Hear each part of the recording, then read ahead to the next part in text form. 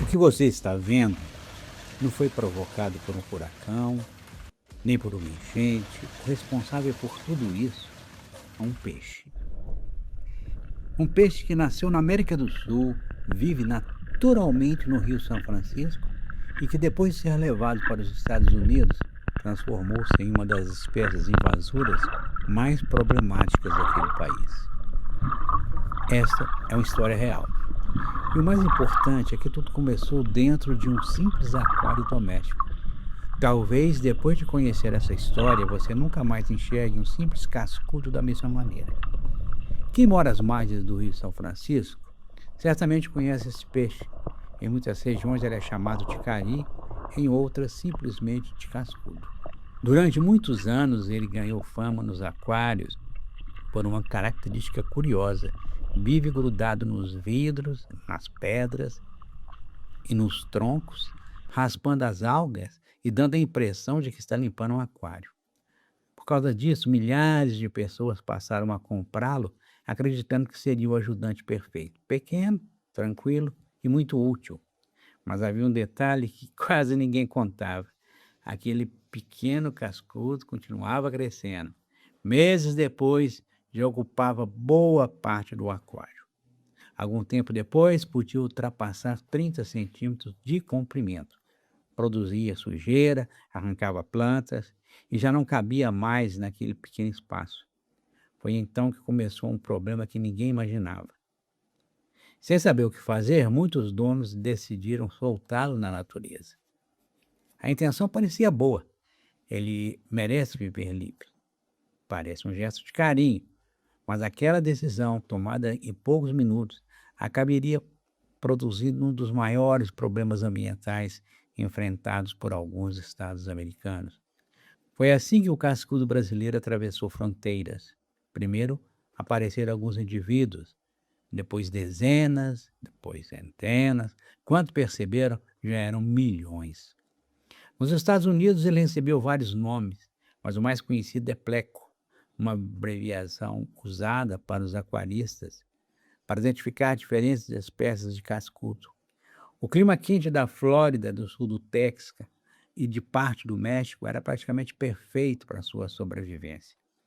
As águas não esfriavam o suficiente para impedir sua reprodução. E havia um detalhe ainda mais importante. Ali praticamente não existiam predadores capazes de controlar sua população. Na natureza existe uma regra muito simples. Quando uma espécie vive no lugar onde evolui, ela faz parte de um grande equilíbrio. Existem animais que caçam, outros disputam alimento, doenças ajudam a controlar sua população, tudo funciona como uma enorme engrenagem. Mas quando uma espécie é levada para um ambiente completamente diferente, esse equilíbrio desaparece. E foi exatamente isso que aconteceu. O cascudo possui uma verdadeira armadura natural. Seu corpo é protegido por placas ósseas extremamente resistentes. Além disso, possui espinhos que dificultam o ataque de muitos predadores. Enquanto outros peixes servem facilmente de alimento para aves, jacaré e grandes peixes carnívoros, o cascudo consegue escapar com muito mais facilidade.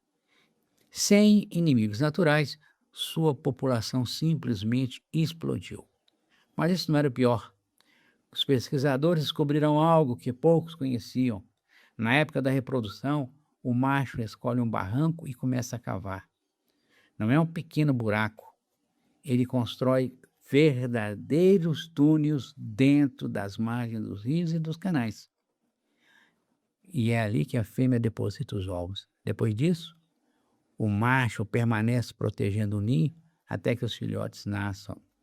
É uma estratégia extremamente eficiente. Quase todos sobrevivem.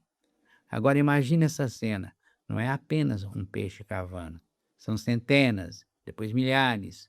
Cada um abrindo sua própria galeria dentro da terra. As margens que pareciam firmes começam a ficar ocas por dentro. Por fora tudo parece normal, mas sob a superfície existe uma verdadeira rede de túneis. Basta uma chuva mais forte, a passagem de uma embarcação ou simplesmente o peso da própria terra e então acontece o inevitável. O barranco desmorona. Foi exatamente isso que começou a aparecer em diversos canais da Flórida. Trechos inteiros das margens passaram a ceder. Árvores tombavam, muitos muros rachavam e, em alguns lugares, partes de jardins simplesmente desapareceram dentro da água. Durante muito tempo, ninguém entendia os motivos, até que mergulhadores e pesquisadores descobriram o que estava acontecendo sob a superfície. Mas os problemas não paravam por aí. A enorme quantidade de túneis lançava toneladas de terra para dentro da água, o rio ficava mais barrento, a luz do sol tinha dificuldade para penetrar, as plantas aquáticas desapareciam, as espécies nativas começaram a perder espaço, os pescadores perceberam rapidamente a mudança. Em algumas regiões, quase tudo o que saía das redes já era cascudo. Os peixes tradicionais tornavam-se cada vez mais raros. Existe ainda uma cena que impressiona qualquer pessoa. Durante o inverno, os peixes-boi procuram nascentes de água quente para sobreviver. São animais tranquilos, lentos e extremamente vulneráveis.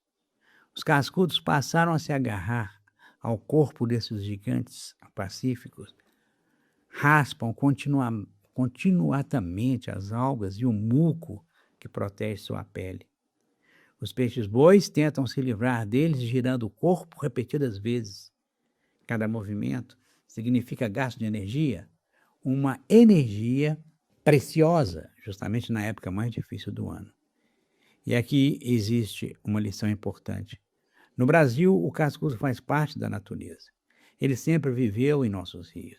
Aqui existem predadores, existe equilíbrio. O problema nunca foi o peixe. O problema começou quando ele foi levado para um lugar onde jamais deveria estar.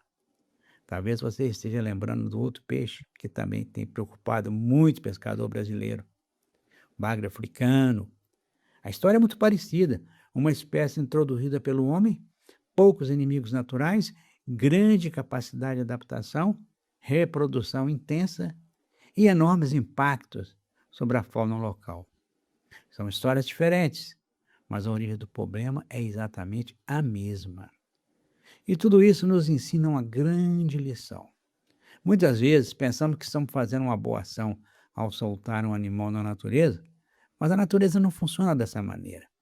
Cada espécie possui o seu lugar. Quando retiramos um animal do ambiente onde ele evolui e o colocamos em outro ecossistema, iniciamos uma reação que pode durar décadas. Foi assim com o cascudo na Flórida.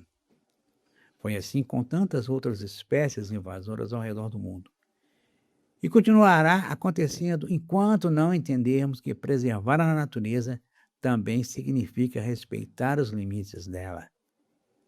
Enquanto isso, no Rio São Francisco, o velho cari continua fazendo parte da paisagem há milhares de anos. Do outro lado do continente, ele se transformou em um dos maiores símbolos dos perigos causados pela introdução de espécies exóticas. O peixe é exatamente o mesmo. O que mudou foi o lugar onde ele foi colocado. E talvez essa seja a maior lição dessa história. Às vezes, basta retirar uma única espécie do ambiente onde a natureza colocou para mudar completamente a história de um rio.